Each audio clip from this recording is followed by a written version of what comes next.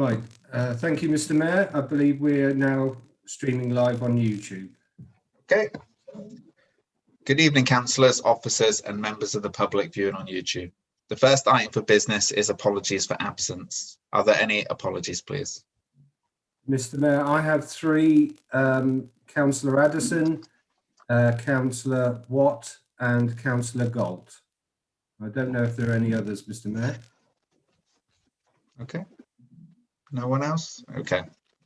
Thank you. The next items is declarations of interest. Does any councillor present wish to make any declaration of interest in respect to any items on the agenda? No. I can't see any blue hands or other hands raised, Mr. Mayor. Okay, thank you. Mayor's announcements. There are no announcements. Petitions. No public petitions have been received.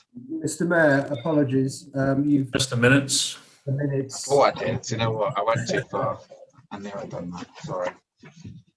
Mr. Mayor, before we move on to the minutes, can I just say we at the Labour Group meeting that we held the other night, Councillor Judy Kane indicated that she couldn't attend. So could her apologies be recorded, please? Yeah. Certainly. Thank you. The next item is the minutes of the previous full council meeting held on the 21st of October. Are there any comments relating to the accuracy of these minutes?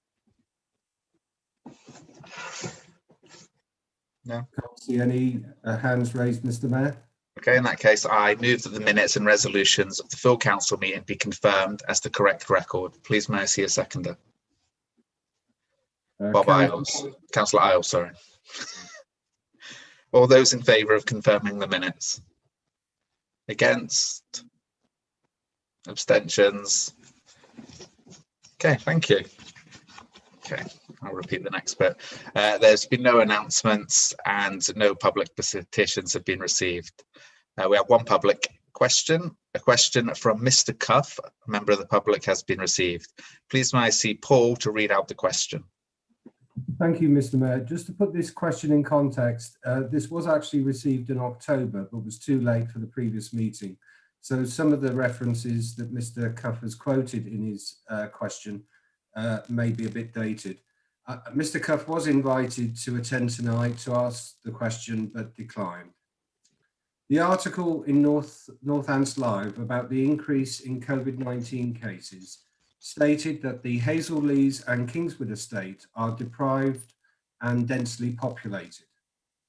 Will Corby Council, taking in the comments made by the county health bosses, stop the issuing of HMO licenses on these estates, which will only add to the problem? Other local authorities class the changing of a family home to an HMO as change of use, requiring planning permission, which means parking and neighbours' objections are taken into account before an HMO licence can be granted. Will Corby Council adopt the same system? Corby Council doesn't even use the HHSRS system. It chooses to use the amenities and space standard system, which only needs the property to meet the minimal requirements to be able for the council to grant an HMO licence.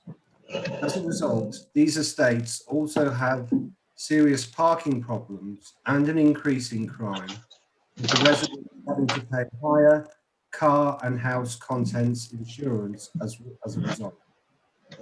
I have recently sent pictures of cars forced to park on communal grass areas and pavements to Ian Smith and Tom Pursglove MP, highlighting the parking issues which we are experiencing.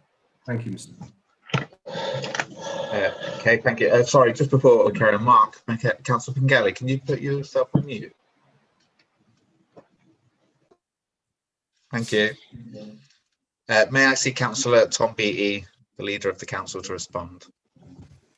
Yes, thank you, Mr. Mayor. I will respond to the question put by Mr. Cuff. Based on evidence from public health, the council is not aware that the increase in COVID cases in October were attributable to HMOs, houses in multiple occupation. The increased COVID rates we have seen in Corby have largely been from household mixing and from a number of outbreaks in care homes. There have only been 2 HMO-related cases that we have been aware of from the data we have been presented. With respect to planning, only properties with more than 6 tenants are required to apply for a change of use. Where such applications are received, then local residents are consulted on the proposal during the determination process. However, if the number of tenants in a property is 6 or below, then no planning consent is required, and the council has no powers to stop domestic properties being converted into a HMO, subject to building council approval being sought.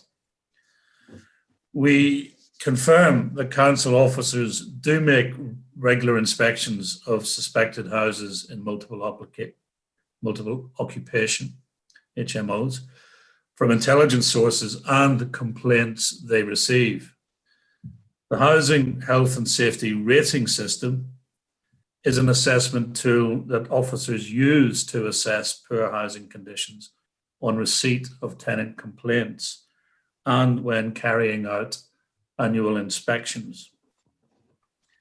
Where appropriate, enforcement action is taken against unauthorised larger HMOs, and the enforcement team currently have several addresses under investigation. The council takes this matter very seriously and actively investigates complaints of overcrowding. The council have no direct evidence or data to suggest that crime rates have increased in the wards mentioned above because of the number of licensed HMOs. Thank you, Mr. Mayor. Thank you, Leader. And thank you to Mr. Cuff for his question. We now move on to receive the minutes of the committee and panel meetings held during the last cycle. Any questions relating to items of business where exempt information is likely to be disclosed should be raised when considering the minutes of the appropriate committee meeting. Should any such questions be raised, then after consideration of the remaining minutes, a resolution to exclude the public will be made and the question may be answered. The next item are the minutes for the 1 Corby Policy Committee meetings. Do councillors have any queries or comments they wish to make?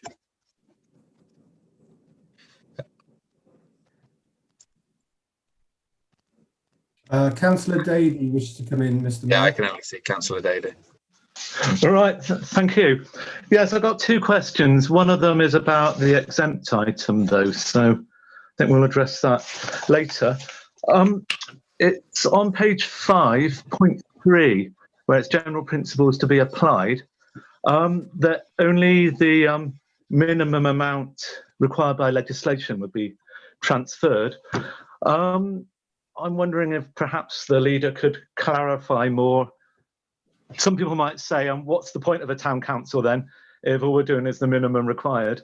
I know there's been talk about transferring, and Councillor McGee mentions it in the minutes, talk about transferring woodland, maybe community centres and so on.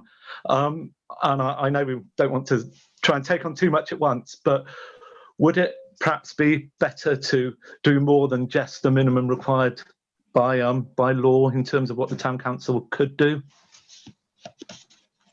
Thank you. Councillor Beattie? Yeah, I think I'll refer that question to the Democratic Services Officer, to Paul Gold, to answer. Thank you. Thank you, through the Mayor. This gives me the opportunity to explain very briefly, and then I'll come to your question, Councillor Davey. The work is still underway in terms of determining the Town Council proposal in terms of the suggested precept, in terms of the location of the council offices and other structural matters. One of the things that came up in debate at the previous meeting was in terms of trying to ensure that the precept was kept at a manageable level. Because the problem we have is we are required to set up a town council, and obviously we want a town council that has the ability to grow and develop over the next couple of years or so. But the problem is, if we transfer large assets into a town council at this time without getting the guarantee that there will be funding made available from the unitary council, basically, then that cost will fall on the precept. Now, we're currently trying to work up budget proposals for the precept, bearing in mind, and this came out in discussion at the previous meeting, given the 4.99% proposed increase in council tax, given the proposal, which is yet to be agreed in terms of changes to the council tax support scheme, one of the general principles was we would try and keep the cost initially of the town council as low as possible.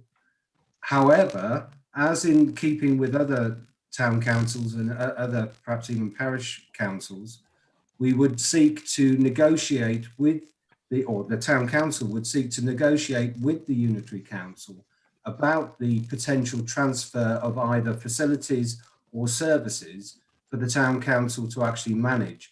But that comes with the town council, I would suggest, would not want to take those on without securing budgetary provision.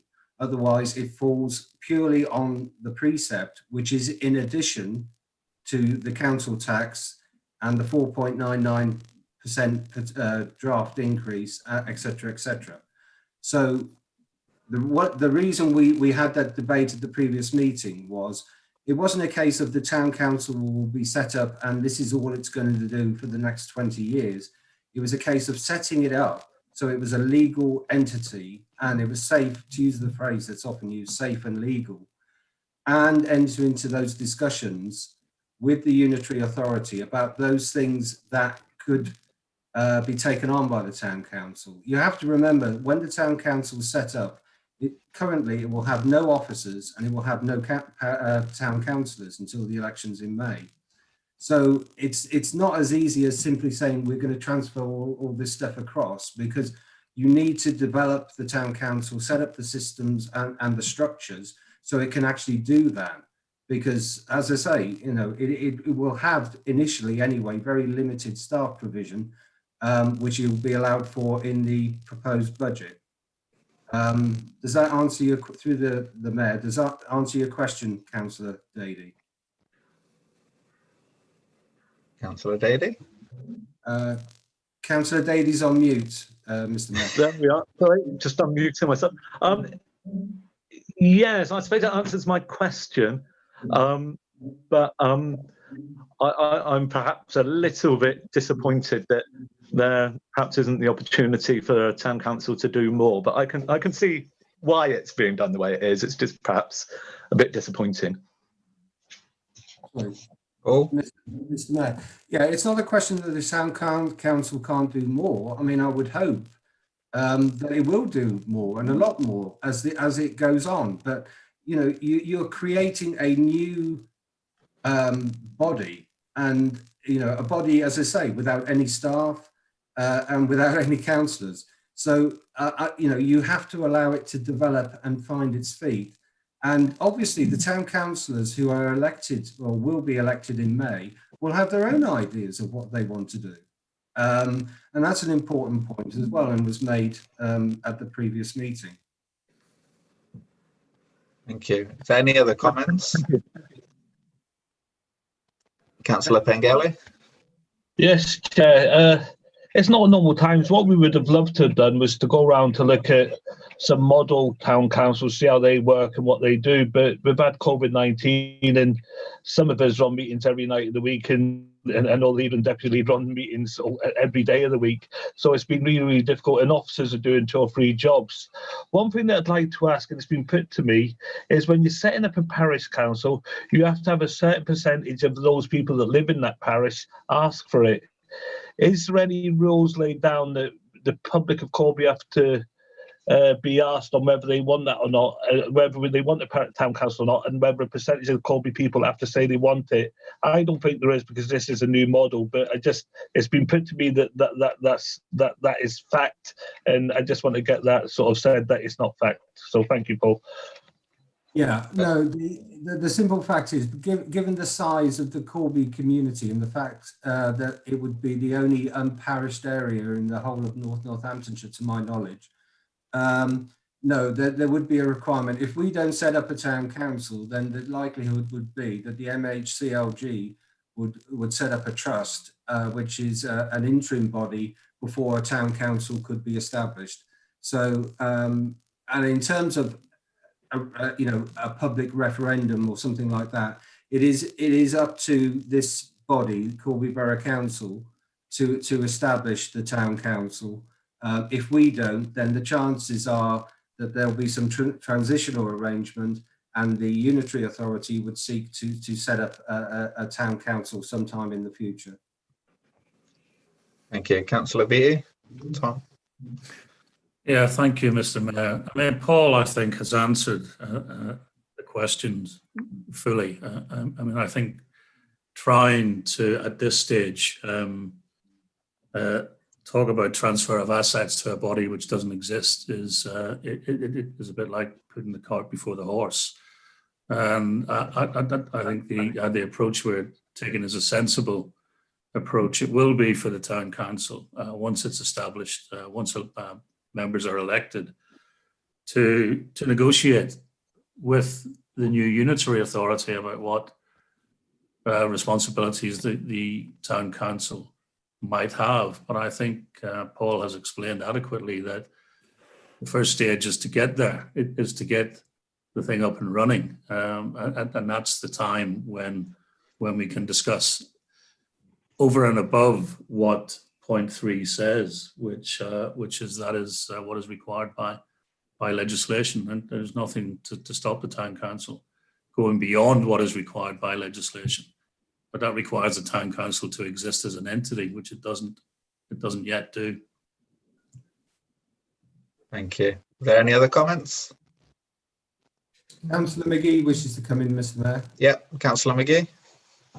Thank you, Chair. I won't prolong this too much, as I did have a long debate at the last meeting on it. And I think my frustration about not being able to transfer some of the small stuff in our borough that will be dealt with outside of Corby was through frustration and not wanting to lose the support and the finance, say, for our woods, for our community centres. But I have took into consideration Paul's point about we won't be re-elected people then. Till that body is elected, they're the ones that should have a say what should go into that town council. And we shouldn't, in hindsight, preempt what they would want to do.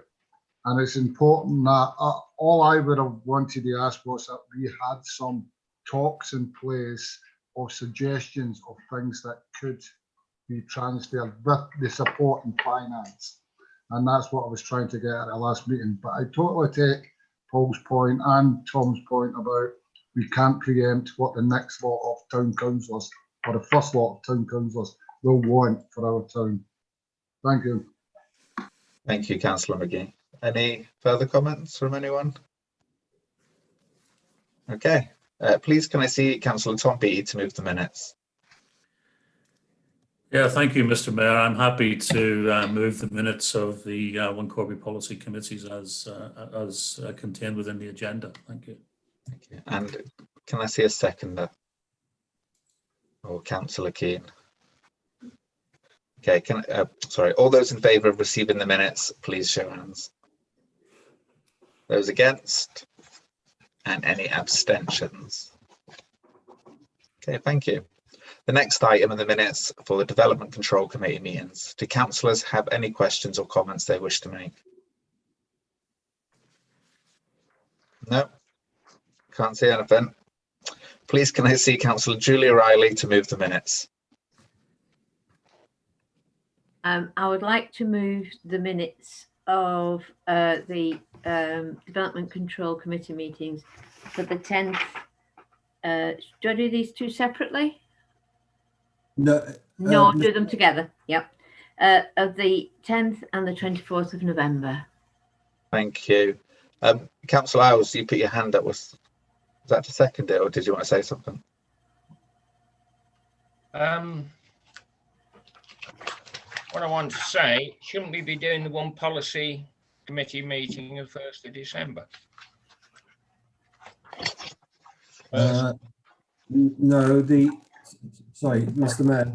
No, the mayor did ask if councillors wanted to make any comments on the One Policy Committee meetings.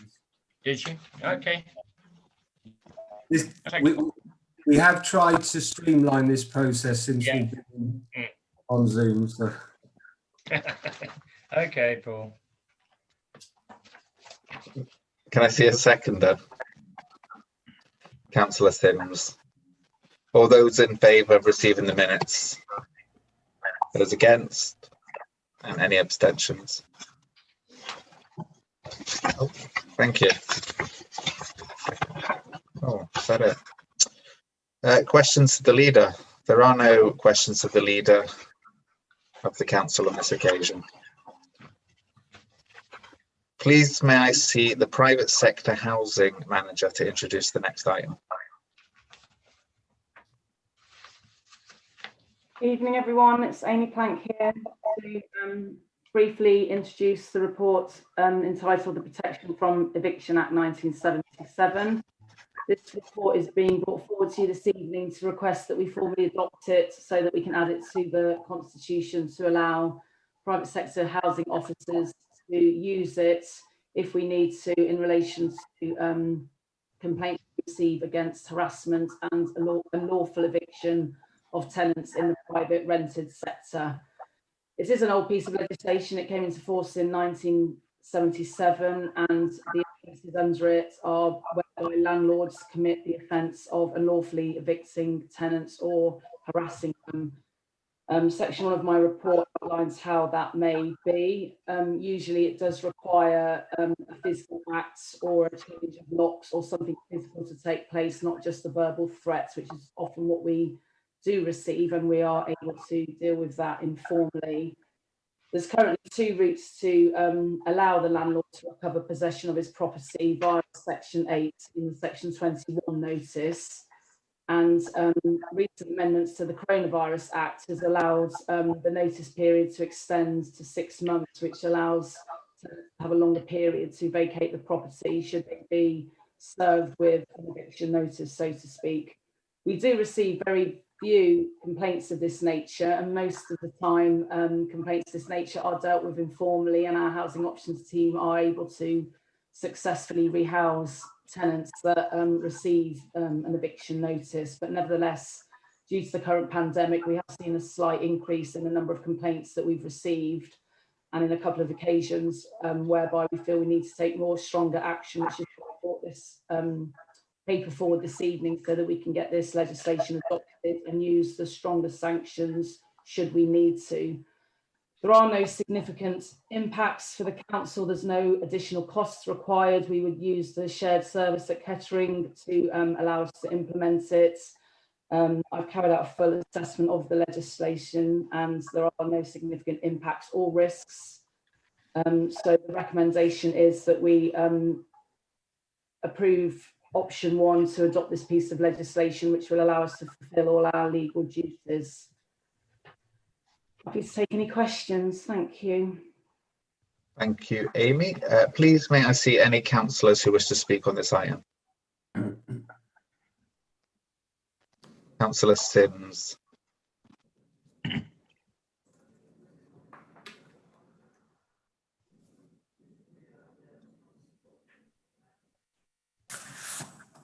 Thank you, Mayor. Can you hear me?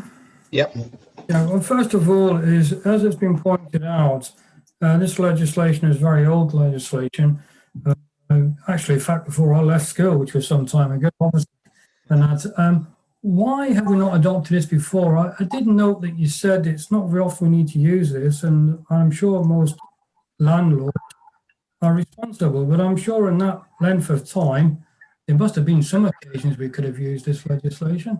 So why so late putting it in place? It can't just be because of COVID.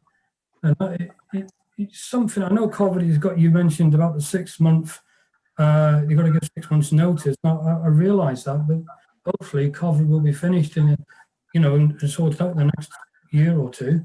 At the very most, I would hope. So why implement this now?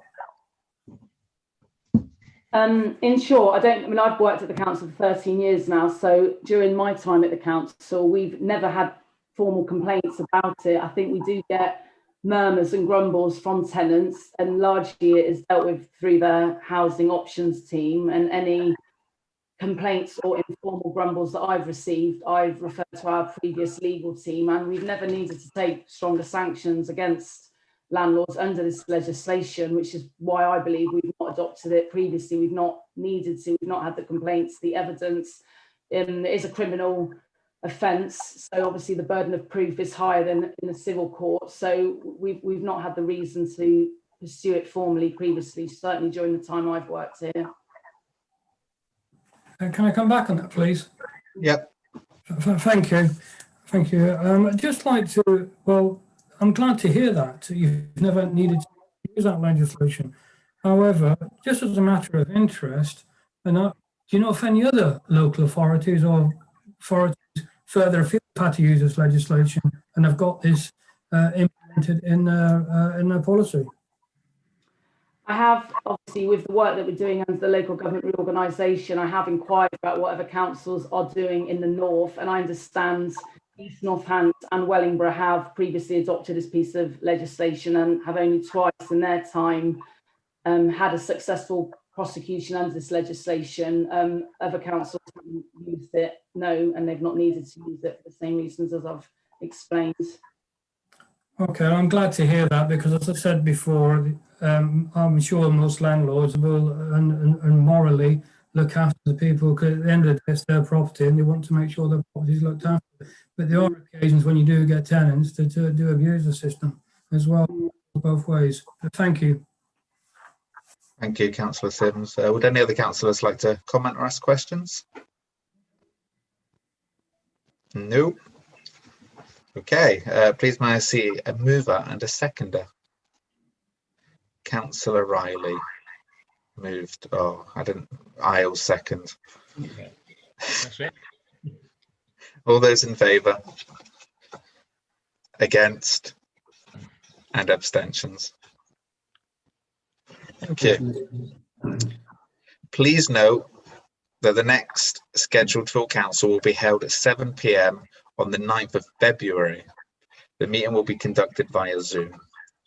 Thank you. Thank you to councillors and officers. Mr. Mayor, apologies. Sorry.